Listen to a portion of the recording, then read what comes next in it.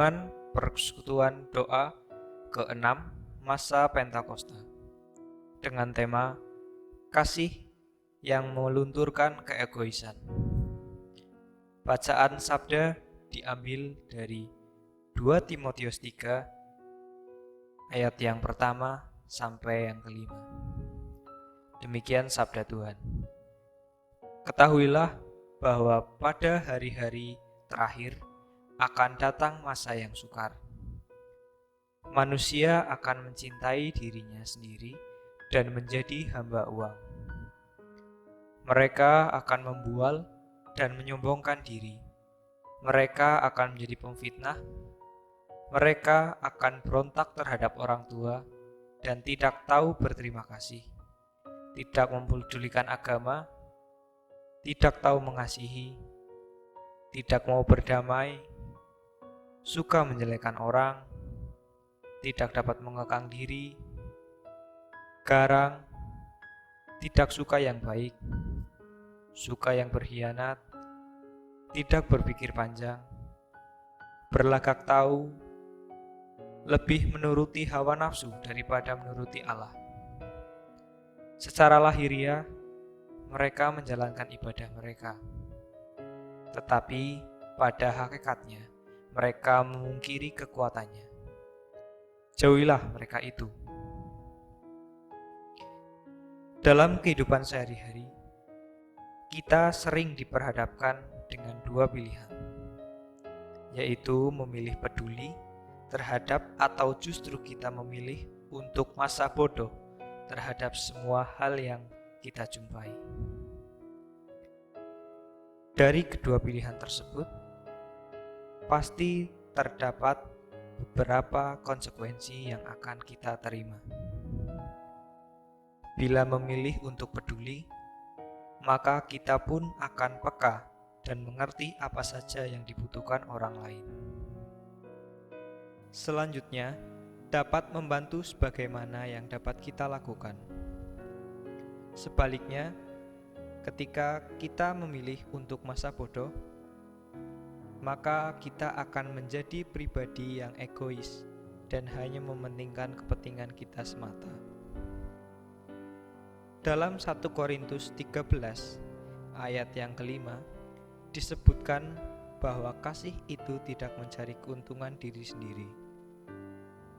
Oleh karena itu, sebagai pribadi yang ingin terus mewujudkan kasih dengan nyata, pastilah kita akan memilih untuk menjadi pribadi yang peduli terhadap semua hal yang kita temui. Pada bagian lain, Rasul Paulus menasihatkan pada Timotius mengenai bagaimana keadaan manusia pada akhir zaman. Dalam perikop itu disebutkan bahwa akan datang masa yang sukar. Kemudian manusia akan mencintai dirinya sendiri dan menjadi hamba uang. Mereka akan membual dan menyombongkan diri, dan lain sebagainya. Paulus menjelaskan bagaimana keadaan manusia yang ambigu. Di satu sisi mereka bersikap saleh, namun di sisi lain mereka menuruti hawa nafsu.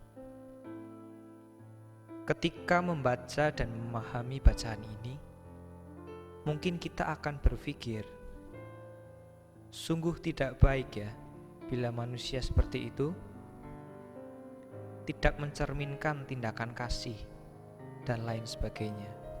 Apa yang disampaikan oleh Paulus kepada Timotius merupakan salah satu pengingat bagi kita sebagai murid Yesus pada masa kini.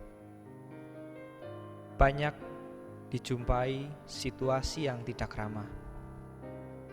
Banyak orang tidak mempedulikan sesamanya dengan body shaming atau perilaku mengkritik, mengomentari fisik atau tubuh diri sendiri maupun orang lain dengan cara yang negatif.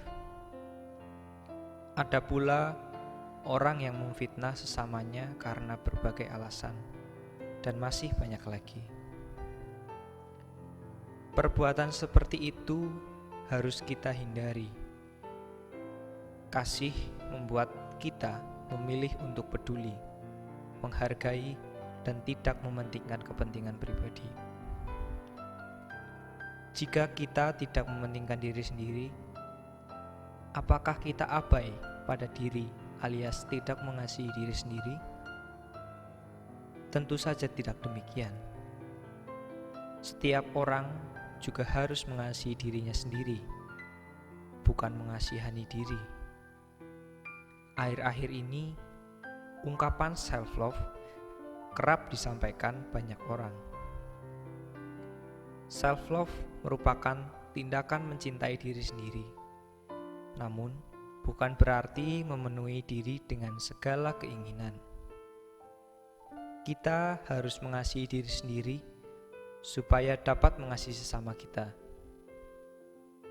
Kasih pada sesama dimulai dari diri kasih pada sendiri, kemudian dibagikan kepada setiap orang yang ditemui. Hal itu seperti yang tertulis dalam Matius 22 ayat 29. Kasihilah sesamamu manusia sama seperti dirimu sendiri. Kasih kepada sesama dimaknai sebagai kasih kepada lian yang di luar diri kita. Jika dimaknai secara lebih luas, kasih itu juga diwujudkan dalam kepedulian terhadap bangsa. Seberapa sering kita berdoa bagi negara, seringkali kita memasukkan pokok doa tersebut dalam doa syafaat. Namun tak menutup kemungkinan ada pula jemaat yang masih berpikir kalau soal politik nanti juga ada yang ngurus. Memang bukan sebuah kesalahan bila ada satu atau dua orang yang tidak terlalu berminat untuk membahas permasalahan politik. Namun, seperti sebelumnya, bila kita ingin mewujudkan kasih, maka kita diminta untuk dapat mempedulikan yang lain, tidak mencari keuntungan diri sendiri.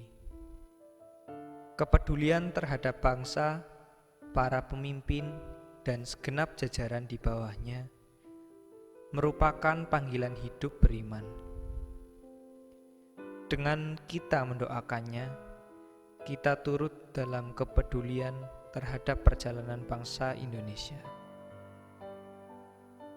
Kita perlu mengingat bahwa kita adalah 100% Kristen, juga 100% Indonesia. Maka dengan terus mengupayakan kebaikan dan kasih, kita ikut mempedulikan perjalanan bangsa Indonesia. Pada masa Pentakosta ini, kita diingatkan untuk terus hidup dalam kepedulian pada sesama dan terus melakukannya dalam kehidupan sehari-hari. Marilah kita memohon tuntunan Roh Kudus supaya dapat menjadi pribadi yang tidak hanya mencari keuntungan diri sendiri dan egois, namun sebaliknya mampu mewujudkan kasih dan peduli pada semua sesama, lian, dan seluruh ciptaan. Demikian renungan pada saat ini. Tuhan Yesus memberkati.